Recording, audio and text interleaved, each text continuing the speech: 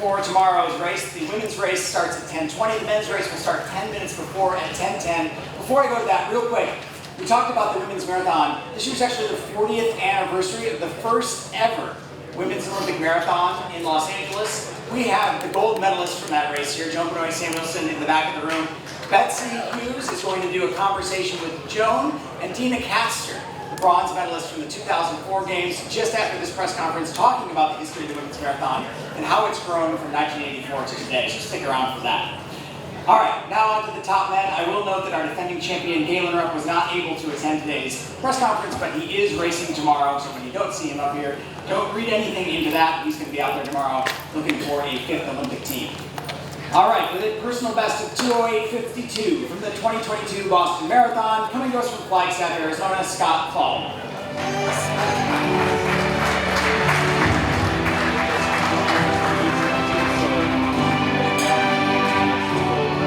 Representing the Army, he ran a new personal best at the Bank of America Chicago Marathon last October from Colorado Springs, Sam Chelanga.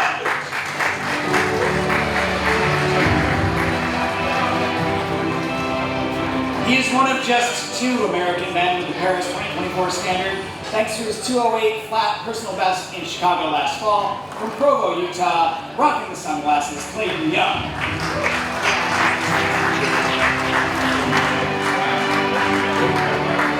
And he is tied for the 4th fastest American marathoner of all time with his 2:07:47 finish in Chicago. Also from Provo, Utah, Connor Mantz.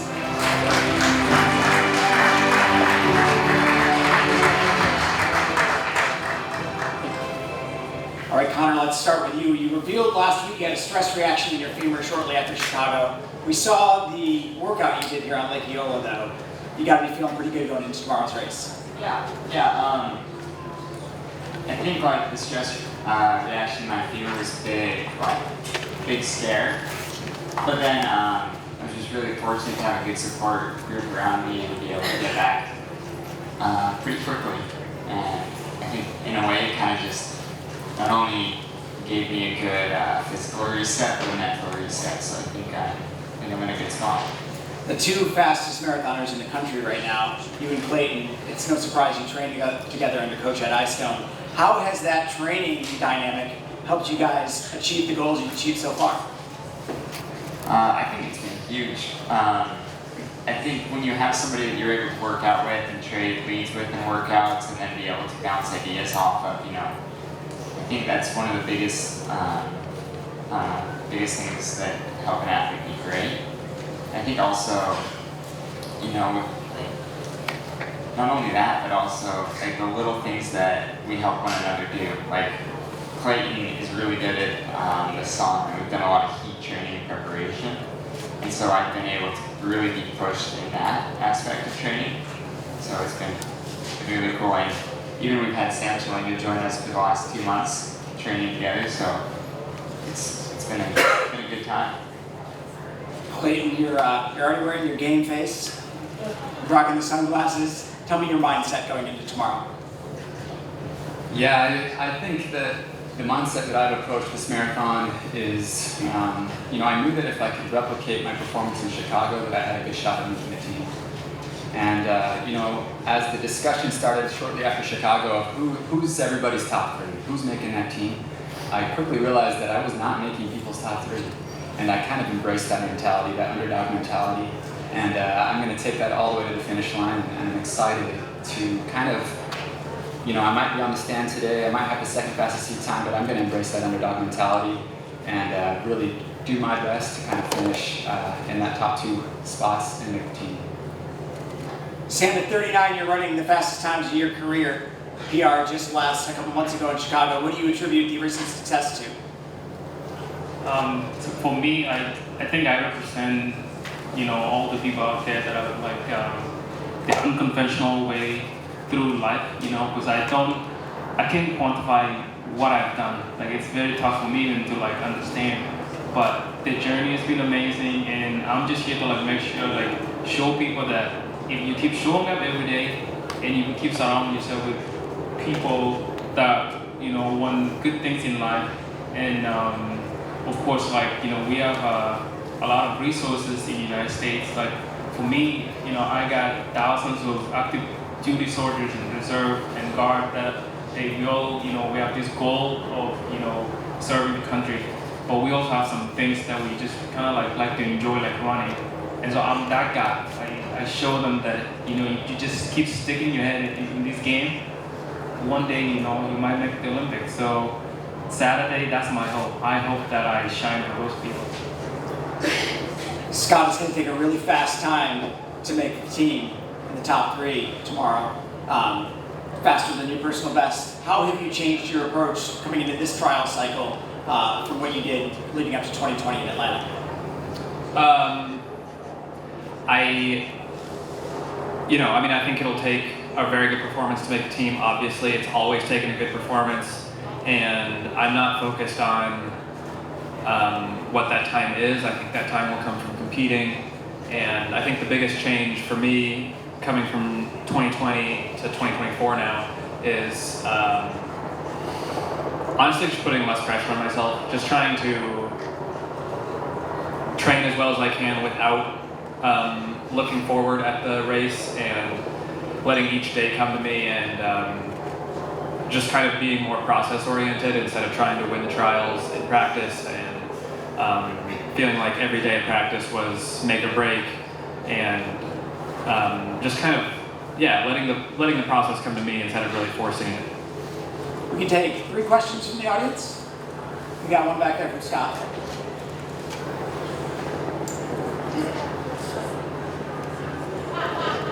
For everybody, but maybe Scott in particular, how might the fact that there are 2 rather than 3 guaranteed slots affect how the race will happen?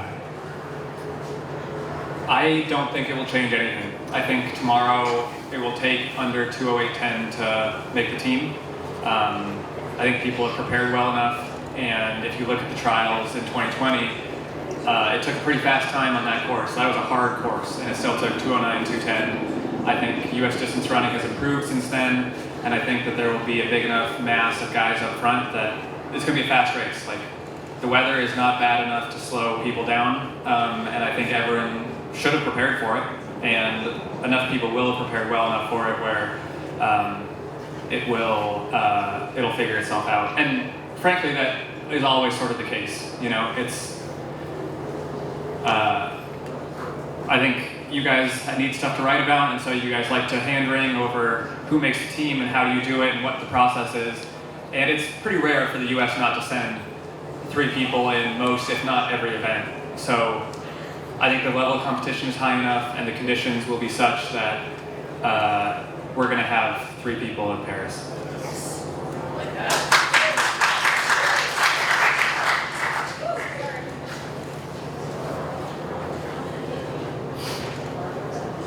Yes, for Connor and Clayton, not just reflecting a ways back, but could you ever imagine you'd be in a position like this when you were on your LDS missions originally, before you even got into college running, and now here you are, maybe on the verge of Paris Olympics? Personally, I think I always had the dream to be, competing to be an Olympian or being an Olympian. I don't think I understood what it was going to take to even get to this point. And I say that as like a young kid, watching the Olympics on TV and just being thinking, I want to do that someday.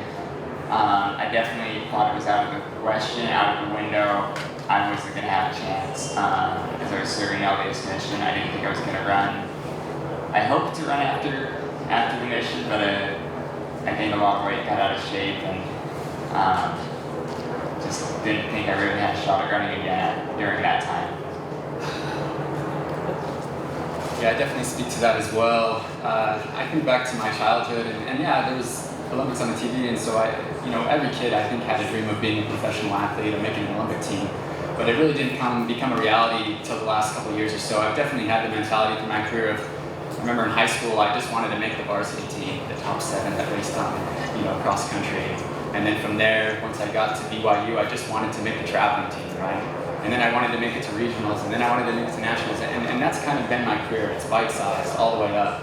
And after the mission, I really had to embrace that bite-sized mentality I came back 25, 30 pounds overweight. I had to work really hard to get that weight off and to get back up into speed. Luckily, being part of Coach Eyestone's program, him being a missionary himself when he was a young guy, and also helping dozens, if not hundreds of athletes get back in shape, I had a lot of confidence in him and his coaching and his programming that, with a little bit of patience, that I could get back into peak shape again. But like I said, it was definitely bite-sized, little by little. Even my marathon progression has kind of mirrored that as well. I went from 229 to 216 to 211 to 208, and that's been my progression. And I think that was the mentality that I have on the mission, especially because when you're on the mission, for those that don't know, you only get about 30 minutes a day to train, if that. I maybe ran at most 4 miles in one day, but like I said, the focus was on, teaching the people about Jesus Christ and sharing the gospel and serving others. And it definitely wasn't focused on, getting fit, getting fast. That was an afterthought and kind of what we focused on after the mission. Time for one more? Right there. Could any of you talk about the change in time for the marathon, pushing it back to 10 rather than starting at noon? What kind of difference that would make in your performance and your preparations here? I think, me personally, I always had a mentality of it's going to be hot on the day no matter what. I think it varies from day to day more than it will based off of the time. I think my history also shows I've always competed well in the heat and humidity. I won the NCAA 10K in June in Austin, Texas. And it was 80, 90 degrees with 100% humidity that day. And it was 9 p.m. It was still hot and humid. And kind of like Connor said, I've always kind of embraced the heat and humidity. And so when the time changed from noon to 10, it didn't really matter to me that much.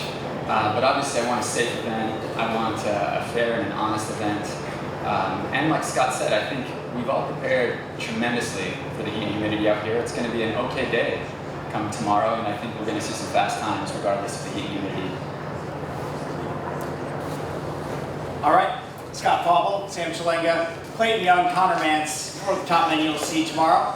And that'll conclude our press conference after a quick photo here.